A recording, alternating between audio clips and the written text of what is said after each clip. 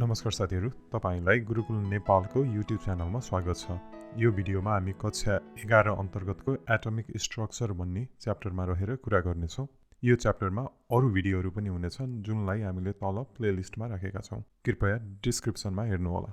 यो सिरिजको पहिलो च्याप्टर हो, त्यसकारणले केही डेफिनेसनहरुबाट सुरु गरौँ। एटमिक स्ट्रक्चर भनेको मुख्यतः के हो भन्दाखेरि अहिले चाहिँ हामीलाई यो थाहा छ कि एटम भनेको यस्तो हुन्छ। बीचमा चाहिँ न्यूक्लियस हुन्छ जसमा प्रोटोन र न्यूट्रोन बसेको हुन्छ। प्रोटोनको चार्ज पोजिटिभ हुन्छ, न्यूट्रोनको चार्ज 0 हुन्छ अनि एटमलाई चाहिँ बाहिर बेग्ला-बेग्लै अर्बिटमा रहेर चाहिँ इलेक्ट्रोनले घुमेको हुन्छ भन्ने कुरा हामीलाई अहिले थाहा छ। तर 1800 को सालतिर जतिखेर बल्ल एटमको कन्सेप्ट आउँदै थियो त्यतिखेर चाहिँ वैज्ञानिकहरूले के गरे, कसरी चाहिँ यो स्ट्रक्चर हुँदो रहेछ भनेर थाहा भयो भन्ने कन्सेप्टलाई एटमिक स्ट्रक्चर भन्ने च्याप्टर अन्तर्गत कुरा गर्नेछौँ। त्यसकारणले एकदमै बेसिक जस्तो लाग्छ। यो च्याप्टरमा हामीले प्रोटोनलाई डिफाइन गर्छौँ, इलेक्ट्रोनलाई डिफाइन गर्छौँ, न्यूट्रोनलाई डिफाइन गर्छौँ अनि आइसोटोप, आइसोबार र आइसोटोनलाई पनि डिफाइन गर्छौँ। त्यसपछि गएर चाहिँ हामीले केही वैज्ञानिकहरूले एटम कस्तो हुन्छ भनेर भनेका थिए तिनीहरूको कुरा गर्छौँ। सबैभन्दा सुरुमा चाहिँ लगभग 1800 तिर, अझ भनौँ 1808 तिर चाहिँ जन डाल्टन नामको एकजना वैज्ञानिकले एटम हुन्छ भनेर भने। केही एक्सपेरिमेन्ट गरेर कुनै पनि कुरालाई सबैभन्दा सानो रूपमा बाँड्यो भने एटमसम्म पुग्न सकिन्छ भनेर पत्ता लगाएका थिए। एटमभन्दा तल चाहिँ खासै उनी जान सकेका थिएनन्। एटमको भित्र के हुन्छ भन्ने कुरा चाहिँ जन डाल्टनले भन्न सकेका थिएनन्। त्यो चाहिँ अरू वैज्ञानिकहरूले भन्न थाले। एटम पत्ता लागिसकेपछि एटमभित्र के हुन्छ भनेर एक्सपेरिमेन्ट गर्दा गर्दै सबैभन्दा सुरुमा चाहिँ प्रोटोन पत्ता लाग्यो। 1886 मा गोल्डस्टिन भन्ने साइन्टिस्टले प्रोटोनलाई पत्ता लगाए अनि उनले के थाहा पाए भन्दाखेरि प्रोटोन भनेको चाहिँ एटमभित्र हुँदो रहेछ र पोजिटिभली चार्ज हुँदो रहेछ भनेर पत्ता लगाए। तर गोल्डस्टिनले के चाहिँ पत्ता लगाएनन् भने एटमभित्र कहाँनिर हुन्छ प्रोटोन भनेको न्यूक्लियसमा प्रोटोन हुन्छ भन्ने यो कन्सेप्ट चाहिँ त्यतिखेर पत्ता लागेको थिएन। जस्ट एटमभित्र प्रोटोन हुन्छ, कतै बसेको हुन्छ भन्ने यो यति मात्र पत्ता लागेको थियो। र अरू के पत्ता लगाए भन्दाखेरि एउटा मात्र प्रोटोन निकालेर त्यसलाई जोख्ने हो भने 1.67 टाइम्स 10⁻⁻27 किलोग्राम हुँदो रहेछ त्यसको वेट भन्ने थाहा भयो। त्यस्तै अनि त्यो प्रोटोनको चार्ज चाहिँ पोजिटिभ हुँदो रहेछ अनि भ्यालु चाहिँ 1.6 टाइम्स 10⁻⁻19 कुलम, जसलाई सी मात्रै लेखिन्छ, त्यो हुँदो रहेछ भनेर पनि पत्ता लगायो। प्रोटोन पत्ता लागेको लगभग 10 वर्षपछि 1896 मा इलेक्ट्रोन पत्ता लगायो। यसलाई चाहिँ जे थम्सनले पत्ता लगाए र यिनले के थाहा पाए भन्दाखेरि एटमभित्र एउटा नेगेटिभ चार्ज भएको कुरा पनि हुँदो रहेछ भन्ने पत्ता लगाएर यसको नाम चाहिँ इलेक्ट्रोन भनेर राखिए। साथै इलेक्ट्रोनको मास चाहिँ 9.1 टाइम्स 10⁻⁻31 किलोग्राम हुन्छ भनेर पत्ता लाग्यो अनि चार्ज चाहिँ -1.6 टाइम्स 10⁻⁻19 कुलम हुन्छ भनेर पत्ता लगायो। यो जुन चार्ज छ इलेक्ट्रोनको, यो चार्ज र प्रोटोनको चार्ज भ्यालुमा चाहिँ एउटै हो। इलेक्ट्रोन चाहिँ माइनसमा हुन्छ, प्रोटोन चाहिँ प्लसमा हुन्छ। मासको कुरा गर्दाखेरि चाहिँ इलेक्ट्रोनको मास चाहिँ 10⁻⁻31 इन्टिटी थियो भने प्रोटोनको मास 10⁻⁻27 थियो। 27 देखि 31 सम्म 4 वटा फरक हुन्छ भनेको 10⁻⁴ को फरक पर्न गयो। 10⁻⁴ भनेको 10,000 हो र इलेक्ट्रोनको चाहिँ माइनसमा ठुलो अङ्क छ भनेको यो भ्यालु चाहिँ सानो हो प्रोटोनको यो भ्यालु भन्दा। त्यसकारणले एउटा इलेक्ट्रोनको मास चाहिँ एउटा प्रोटोनको मास भन्दा 10,000 गुणाले सानो हुन्छ।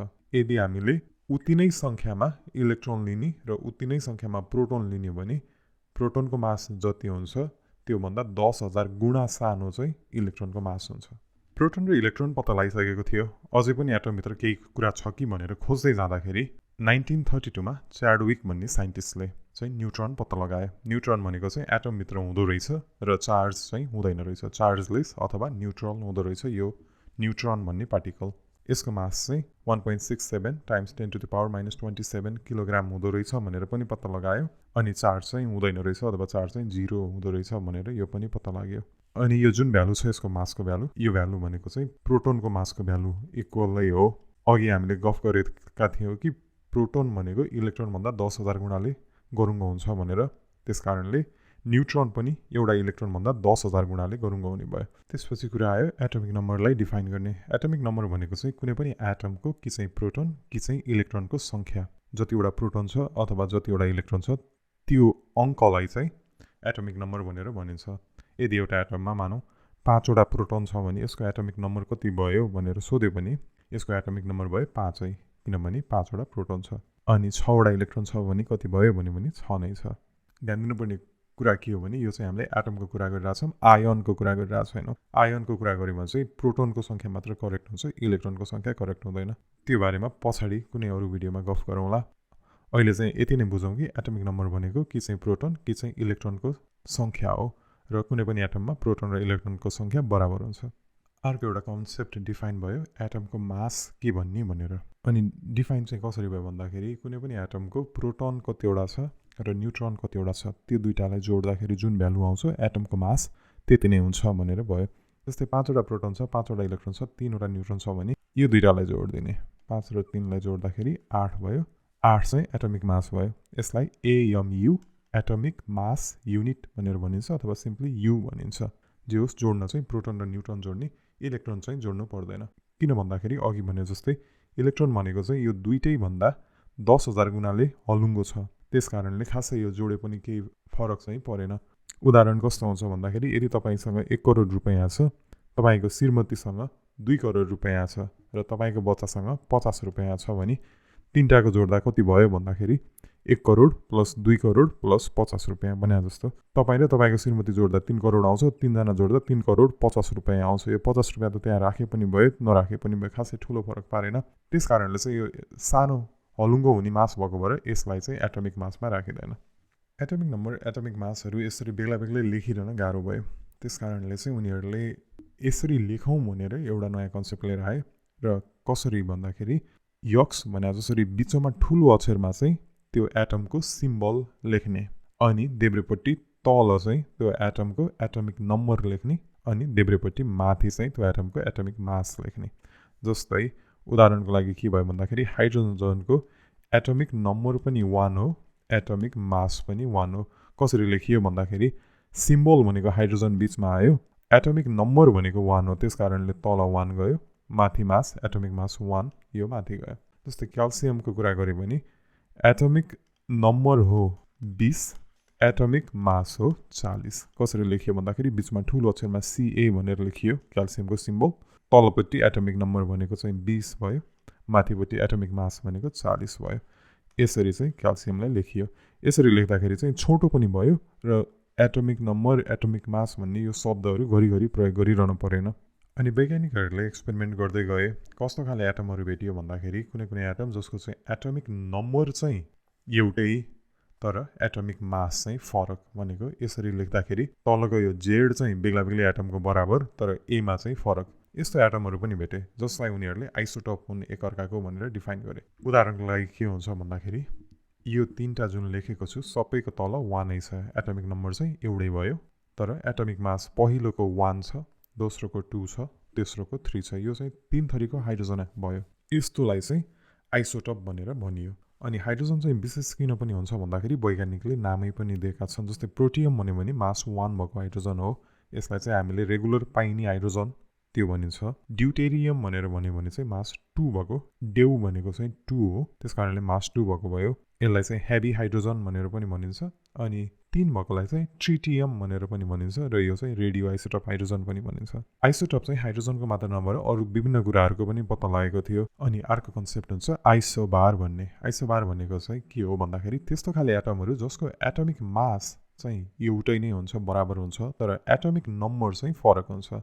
भनेको यो माथिको A चाहिँ बराबर हुने भयो, तलको यो जेड चाहिँ फरक पर्ने भयो। उदाहरणको लागि यो 3टा एटमहरू हुन्छन्। यो एटमहरूमा के छ भन्दाखेरि सबैको एटमिक मास चाहिँ 40 छ, तर एटमिक नम्बर चाहिँ पोटासियमको 19 भयो, क्याल्सियमको 20 भयो, आर्गनको 18 भयो। यिनीहरू एकअर्काका आइसोबार भए। सिम्बल भनेको चाहिँ एटमिक नम्बरले फरक पर्ने भयो, त्यही भएर अघिकोमा चाहिँ 1 यच थियो सबैमा होइन, तलपट्टि 1 थियो, एटमिक नम्बर बराबर भएको भएर जम्मै यच थियो भने यसमा चाहिँ 19 भनेको के, 20 भनेको पनि त के त हुन सक्दैन, 20 भनेको त एटमिक नम्बर 20 भनेको क्याल्सियम हो, त्यही भएर यहाँनिर यो नाम पनि फरक पर्यो। र 18 भनेको आर्गन हो। अर्को कन्सेप्टमा जानुभन्दा अगाडि एउटा छोटो हिसाब गरौँ। यो हिसाब बुझ्यो भने अर्को कन्सेप्ट बुझ्न सजिलो हुन्छ। कहिले कहिले जाँचमा हामीलाई यसरी दिन्छ, कुनै एउटा एटम दिन्छ, त्यसको एटमिक नम्बर र एटमिक मास दिन्छ, अनि यो एटममा कतिवटा न्युट्रोन, कतिवटा प्रोटोन, कतिवटा इलेक्ट्रोन छ पत्ता लगाऊ भनेर भन्छ। हामीले के बुझौँ भन्दाखेरि यो भनेको एटमिक नम्बर हो, यो भनेको एटमिक मास हो। हामीले के भनेका थियौँ भने एटमिक नम्बर भनेको चाहिँ प्रोटोन अथवा इलेक्ट्रोनको सङ्ख्या हो भनेका थियौँ। त्यही भएर यो 19 हुने बित्तिकै प्रोटोन कतिवटा भयो 19 वटा, इलेक्ट्रोन कतिवटा भयो 19 वटा। न्युट्रोन चाहिँ योसँग हुँदैन।